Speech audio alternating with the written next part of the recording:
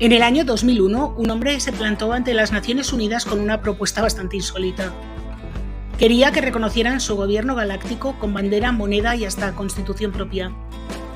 Llevaba años vendiendo parcelas en la Luna como quien reparte solares en la playa y ahora pedía que el mundo lo aceptara como legítimo presidente interplanetario. En las Naciones Unidas nadie le contestó, claro. Pero en el silencio este hombre dio confirmación y siguió adelante convencido de que era el mayor terrateniente del sistema solar.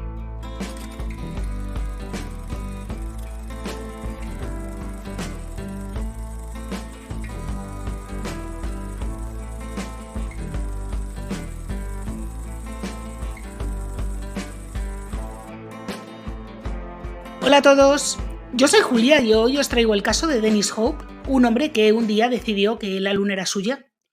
Y lo peor es que consiguió convencer a miles de personas de que podían comprar un trocito. Certificados, mapas con coordenadas y hasta una constitución galáctica salieron de su garaje como si fueran escrituras notariales. Lo que empezó como la idea desesperada de un hombre arruinado terminó en uno de los negocios más disparatados y rentables de las últimas décadas. Si quieres saber más, sé bienvenido. Nuestra historia comienza en el año 1980 con un divorcio, una cartera vacía y un hombre que ya no sabía a qué santo encomendarse. Dennis Hope, un estadounidense nacido en 1946, estaba literalmente arruinado. Había probado suerte con todo y nada le había dado resultado. Probó para ser actor, se presentó a castings y no le cogieron en ninguno. Probó como ventrílocuo, tenía un espectáculo cutre que movía en pueblos perdidos del oeste americano y tampoco. Y a los 34 años se divorció, estaba sin trabajo, sin vivienda y lo único que tenían eran deudas y un coche con el que deambulaba sin rumbo. Una noche cualquiera, mientras conducía, observó los carteles de se vende en las casas de su ciudad. Y pensó, si al menos tuviera una casa podría hipotecarla, pero es que no tengo ni eso. Fue entonces cuando levantó la vista y vio una luna redonda, brillante, gigante y absolutamente deshabitada. Y fue entonces cuando se le ocurrió la idea. ¿Por qué no vender parcelas en la Luna? Hombre, una idea que se le hubiera ocurrido a cualquiera, claro. Pero para hacerlo mínimamente serio, había que encontrar una justificación legal. Hope no se limitó a fantasear, fue a la biblioteca y se puso a leer documentos de derecho internacional. Allí descubrió el famoso Tratado sobre el Espacio Ultraterrestre, que databa del año 1967 y fue auspiciado por Naciones Unidas. Este tratado, cuyo nombre completo es Tratado sobre los principios que deben regir las actividades de los Estados en la exploración y uso del espacio ultraterrestre, incluida la Luna y otros cuerpos celestes, decía en su artículo 2 algo muy claro. Ningún país podía reclamar la soberanía sobre la Luna ni sobre ningún otro cuerpo terrestre. Pero Hope, con una lógica aplastante, como quien se agarra a un clavo ardiendo, interpretó el texto con un poco de picardía, vamos, a su manera. En el texto no dice nada de particulares, habla de naciones, así que si los estados no pueden, quizás yo sí. Había encontrado lo que él llamó un vacío legal. Así que, convencido de que la Luna era tierra de nadie, rellenó una solicitud de propiedad a su nombre. La envió a la ONU y de paso reclamó también los otros 8 planetas y sus lunas. En la carta explicó que pensaba subdividir y vender parcelas y dejó muy claro: si tienen algún problema legal con esto, díganmelo. Nadie le respondió y en ese silencio Hope encontró la confirmación que necesitaba. Mira, yo me imagino al funcionario o funcionaria de la ONU recibiendo aquella carta, que esta gente debe recibir cosas extrañas, pero esto, bueno, en fin, no sé, el caso es que no le hicieron ni puñetero caso, claro. Con el silencio administrativo de la ONU como luz verde imaginaria, Dennis Hope se convenció de que la Luna ya era suya. Había que ponerle nombre y papeles y así nació su empresa, Lunar Embassy, o Embajada Lunar en castellano. Fundada en 1980 como si fuera la sucursal diplomática de un país que nadie reconocía, pero que él ya gobernaba. El negocio era simple, pero con una sinvergonzonería bastante aplastante. Pensaba dividir el satélite en parcelas y venderlas como quien ofrece solares en la playa. El tamaño estándar era de un acre, algo más de 4.000 metros cuadrados, con un precio de entre 20 y 25 dólares impuestos incluidos, según incluyera o no derechos minerales. Este precio, la Tierra sería una ganga, pero vamos, es que poseer una parcela en la Luna es como no tener nada, pero bueno. Su estrategia inicial fue muy de mercadillo. En aquella primera Navidad de 1980 montó un stand en un centro comercial y se puso a ofrecer certificados de propiedad en la Luna. Para su sorpresa, y la mía también, funcionó. Unas 600 personas cayeron en la tentación de regalar un trozo de luna como regalo navideño. Mira, yo creo que esta gente iba por el centro comercial el día 24 pensando, ¿qué le regalo yo a mi suegro? Bueno, pues mira, le voy a regalar un trozo de la luna porque total, para regalarle los calcetines de siempre. Porque yo, mira, de verdad es que no me puedo imaginar otra cosa. Con este éxito tan impresionante que tuvo el primer año, Hope pensó que aquello sería coser y cantar. Pero cometió un error una vez más. Durante los siguientes 15 años apenas vendió 100 parcelas al año. Suficiente para mantenerse ocupado, pero evidentemente no para vivir de ello. El gran salto le llegó en 1995 gracias a Internet. La web, que entonces empezaba a extenderse, le abrió un escaparate global y ya no dependía de convencer a los clientes cara a cara en un centro comercial, ya era otra cosa. Y el mundo entero, sorprendentemente, nuevamente empezó a comprar. Ese mismo año Hope dio un paso definitivo. Dejó cualquier otro trabajo y se dedicó a tiempo completo a su negocio lunar. Desde entonces la firma se ha convertido en su única fuente de ingresos. Con el tiempo, Hope amplió su catálogo porque, ¿por qué no? Y ahora vende parcelas en Marte, en Venus, en Mercurio, en Io, una luna de Júpiter, y asegura haber vendido 611 millones de acres de la Luna, 325 de Marte y unos 125 millones repartidos entre otros cuerpos celestes. Y presume de clientes de todo tipo, desde un recién nacido en Alemania hasta un anciano de 97 años, pasando por Tom Cruise, Tom Hanks, George Lucas, John Travolta e incluso 3 presidentes de Estados Unidos como Carter, Reagan y Bush. Lo más curioso es que, según Hope, en más de 3 décadas solo 6 personas le han pedido la devolución del dinero, lo cual, en su lógica delirante, demuestra que la gente está muy satisfecha con las propiedades espaciales. Y lo cierto es que con esa broma, la empresa acumula ya más de 11 millones de dólares en ingresos tras 3 décadas vendiendo terrenos extraterrestres. El precio, la verdad, es que es bastante asequible, 19,99 dólares por cada acre lunar. Recordad que antes eran 20 por 4, ya ha subido el precio, la inflación, 20 por cada acre, más 10 dólares de gastos de envío, más 1,51 en impuestos planetarios, que esto yo necesito saber lo que es y no he conseguido saberlo, y 2,50 por la copia del certificado oficial. Para decidir qué parcela estaba disponible, Hope usaba un método bastante riguroso. Cerraba los ojos, señalaba al azar en el mapa de la luna y coloreaba la zona en rojo como si acabara de adjudicar un solar ahí, yo qué sé, a las afueras de Móstoles. Y como ya os he dicho antes, no contento con la luna, se declaró propietario de cualquier astro del sistema solar. Madre mía. Aseguraba que no vendía en otros planetas porque no encontraba mapas suficientemente detallados como para dividirlos en urbanizaciones. A mí esto me dejó ojo plática. Algunos de los compradores incluso planeaban montar hasta un campo de golf lunar, aunque reconocían que iba a ser complicado. Eso sí, tenía un poco de ética porque se negaba a vender terrenos cerca de lugares históricos y afirmaba haber rechazado una oferta de 50 millones de dólares por toda la región norte de la Luna. No sé quién le va a ofrecer esto, pero en fin, él lo decía. Todo este chiringuito funciona solo con 2 empleados fijos, 27 revendedores de estos a comisión y 6 embajadores. Quien quisiera revender o convertirse en representante debía pagar 60.000 dólares de licencia, alucina, y comprar un mínimo de parcelas cada mes. Muchos lo llaman estafador, pero Hope insiste en que es pionero y acusa de criminales a los que intentan hacer lo mismo que él, es decir, apropiarse de la luna y vender terrenos espaciales sin su permiso. Y claro, como este hombre deliraba fuertemente además, pues en 2001 pensó, Si yo soy el dueño de la Luna y de medio sistema solar, necesitaría un gobierno. Y por supuesto no se quedó con la idea. En 2001 fundó lo que él llamó el Gobierno Galáctico. Por supuesto, él como presidente eterno elegido sin urnas, claro. El proyecto venía con todos los adornos de un estado de pega.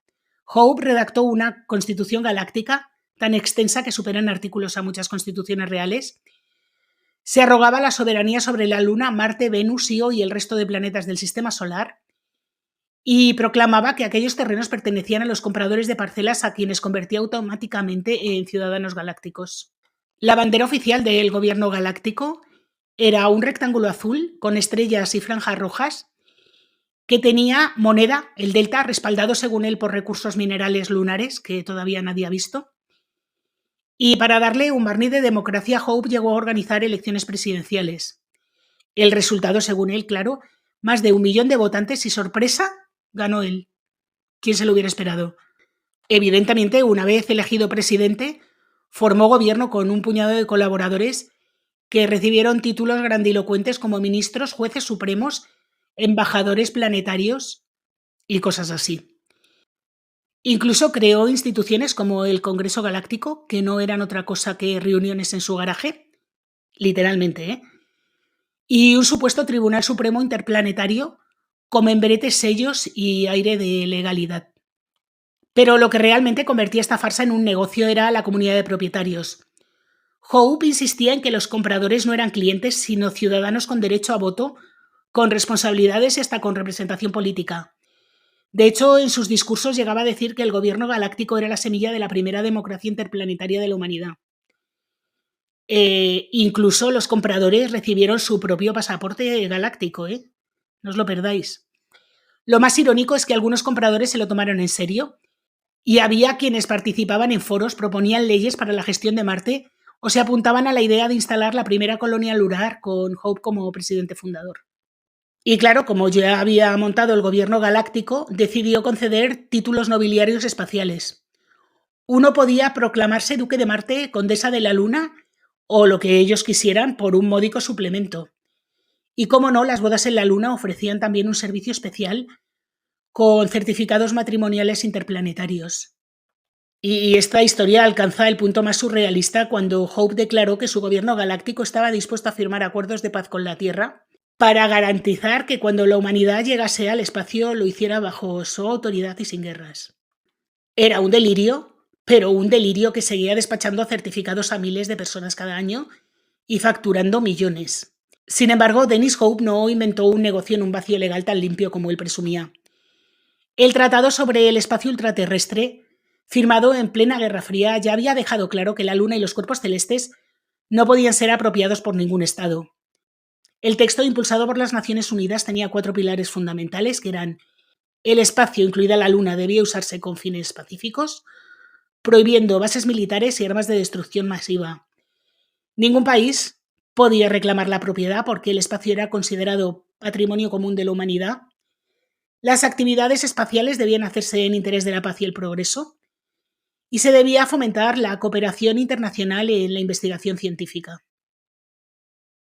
Este acuerdo, firmado en plena Guerra Fría, con el Sputnik aún dando vueltas y las misiones del Apolo en marcha, tenía el objetivo de impedir que el espacio se convirtiera en un nuevo campo de batalla.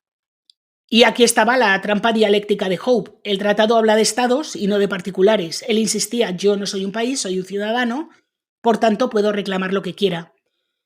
En su lógica, si la ONU no respondía a sus cartas, eso equivalía a una aceptación implícita. Por supuesto, ningún jurista serio le dio la razón. De hecho, los académicos de derecho espacial, que existen, yo me quedo loca, han repetido hasta la saciedad que las personas privadas tampoco pueden apropiarse de la Luna. Porque si los estados no pueden, menos aún sus ciudadanos. Pero a Hope eso le dio más o menos igual. Bueno, más o menos no, le dio igual absolutamente. Bueno, es que de hecho en la propia página de Lunar Embassy hay una sección de preguntas y respuestas que intenta despejar las dudas más obvias. La primera, claro, no podía ser otra: ¿cómo sé que comprar un terreno en la Luna no es un fraude? La respuesta es digna de leerse con palomitas. Reconocen que el escepticismo es sano y necesario, pero insisten en que ellos actúan con bases legales y con la mejor de las intenciones. Admiten que en Internet abundan las webs de bromas o las páginas dedicadas a estafas de todo tipo, pero aseguran que la suya no es una de ellas. Para tranquilizar al comprador, recuerdan todo lo que os he contado antes, que el negocio empezó en 1980, que le han comprado 5 millones de clientes, que tienen 3 expresidentes, estrellas de Hollywood y bueno, todo esto que os he contado. Pero es que además se apoyan en un sello de confianza digital llamado NetCheck Internet Commerce Bureau. Afirman que ser miembro de esta entidad es prueba de que no son una estafa y que cualquiera puede consultar si existe alguna queja registrada contra la empresa. Incluso mencionan con todo el descaro del mundo un supuesto premio concedido por el Congreso de los Estados Unidos. Eso sí, reconocen que vender la luna en Internet suena raro, quizá lo más raro que te puedas encontrar online, aunque dicen que puede haber cosas peores, como una web que ofrece seguros contra secuestros alienígenas. Y añaden, esto es verdad, incluso nosotros nos sorprendimos y eso que nosotros vendemos la luna. Para rematar, intentan quedar como consejeros digitales responsables y dan consejos para evitar fraudes reales en la red, desde esquemas piramidales hasta páginas en las que se pide dinero por adelantado para cobrar premios inexistentes. Y concluyen con toda la seriedad de la que son capaces, esto no es un fraude. Bueno, ya en tu mano está creértelo o no, claro. La realidad es que en términos legales su negocio no tiene ninguna validez internacional. Los certificados que venden nos sirven más que como recuerdo simpático, como regalar una estrella con tu nombre, pero en el imaginario colectivo la idea cuajó y así, mientras Hope seguía despachando escrituras lunares con más fe que fundamento, su negocio se convirtió en una curiosidad ocurrente para los medios. El personaje aparecía de vez en cuando en la televisión defendiendo su gobierno galáctico con la misma seriedad que otros hablan de la Casa Blanca. Pero aunque parecía único en su especie, lo cierto es que alguien ya se había adelantado algún tiempo antes a reclamar la luna y no estaba precisamente en California, sino en Chile. Pero claro, como siempre, todo lo que no está en Estados Unidos, pues es que parece que no existe. Porque sí, Dennis Hope se vende como el primer propietario de la luna, pero lo cierto es que alguien ya se le había adelantado. Se llamaba Genaro Gajardo Vera, era abogado y poeta, y en 1954 decidió proclamarse dueño del satélite. Y este no lo hizo con certificados caseros, sino con papeles oficiales de los de verdad. Inscribió la luna en el registro de propiedades de Talca como si fuera un solar más. En su declaración, Gajardo especificó que la compraba para fines pacíficos y que estaba dispuesto a aceptar a cualquier ser humano como vecino siempre que tuviera una vida honrada y amor al prójimo. Vamos, que no solo se adueñaba del satélite, sino que imponía condiciones morales para evitarlo. Que oye, las condiciones están muy bien, ¿eh? A mí me parece esto bastante mejor que el otro, porque este no vendía, este aceptaba a los vecinos.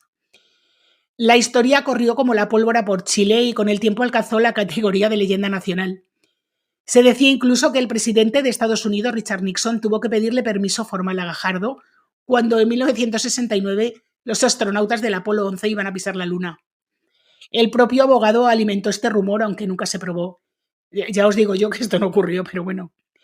Lo cierto es que Gajardo nunca intentó hacer negocio con su ocurrencia, no vendió parcelas, no creó un gobierno galáctico ni una constitución cósmica.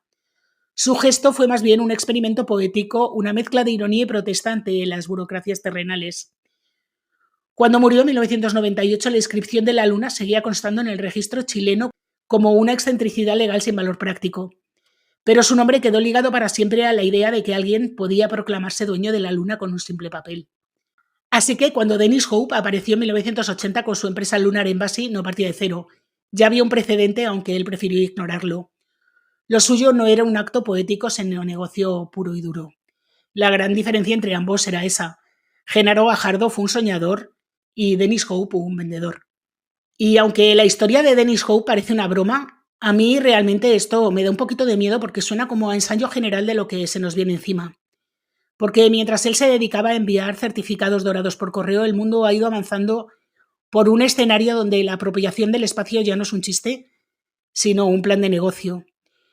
Empresas como SpaceX o Blue Origin no hablan de souvenirs, hablan de colonias en Marte, turismo espacial y minería de asteroides.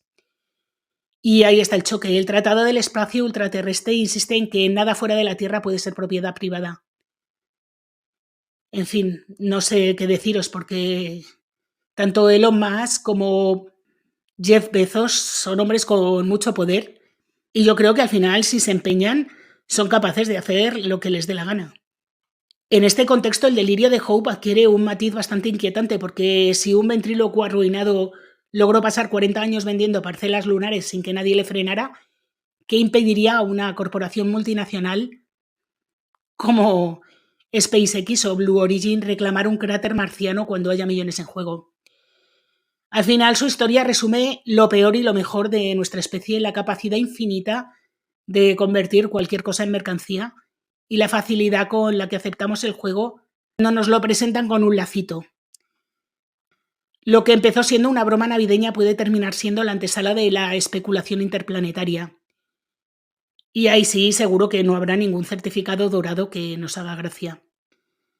Y bueno, al final este hombre vendía lo que no era suyo, ganó millones con la broma. Yo espero que la gente no se sienta estafada con esto y que todo el mundo que le comprara pensara que es una broma. Pero yo realmente no creo mucho en la legalidad de este negocio. Yo sinceramente creo que este hombre debería haber sido denunciado, pero en fin, ¿qué le vamos a hacer? No lo hicieron. Y bueno, ya que estamos, me ha entrado muchísima curiosidad por la empresa esta que vende seguros contra secuestros alienígenas. Así que aquí va el bonus galáctico en el que os explico en qué consiste. Hay una empresa en Florida que es una empresa de seguros nicho que vende cosas extrañísimas, entre ellas un seguro contra el secuestro alienígena. La empresa se llama Salores Agency y cubre casos de abducción extraterrestre con pólizas de indemnización de hasta 10 millones de euros. Eso sí, para poder cobrarla tienes que ofrecerle unas pruebas que a ellos les convenzan, como por ejemplo fotos de un ovni o la firma de un alien. Pero bueno, hasta 10 millones de dólares, ¿eh? La prima del producto cuesta entre 20 y 25 dólares, mucho más barato que un viaje espacial. Y el pago se realiza a razón de $1 al año durante 10 millones de años. Esto no es una broma y se han vendido miles de pólizas. Y hay un caso datado en el que lograron ejecutar la prima tras recibir una supuesta prueba alienígena. En teoría era un implante fabricado en otro planeta, o eso decían. Esta empresa, como os he dicho, vende cosas rarísimas como extorsiones paranormales, daños fantasmales y las abducciones extraterrestres. Así que bueno, los que venden la luna es verdad que son raros, pero estos también tienen lo suyo. Así que bueno, hasta aquí el caso de hoy. Espero que os haya gustado. No sé vosotros cómo lo veis, si pensáis como yo que este hombre es un estafador o simplemente es un visionario, o bien que tiene razón y se aprovechó de un vacío legal y la luna es suya. Bueno, como os digo, decidme lo que penséis en comentarios y yo me despido hasta la semana que viene. Ya sabéis que subo vídeo todos los martes y que podéis suscribiros, dejarme un like, activar la campanita, comentar, compartir y todas estas cosas. Ah, bueno, y recordaros que tengo otro canal que es Tinta Roja, que os dejo enlazado en la cajita de información. Y en ese subo vídeo todos los viernes.